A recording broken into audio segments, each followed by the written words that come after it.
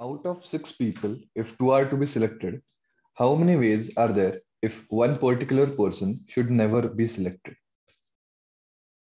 Now, let's assume the six people to be A, B, C, D, E, F.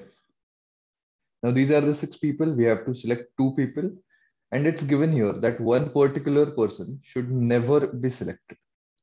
So, let's assume that this person is never to be selected,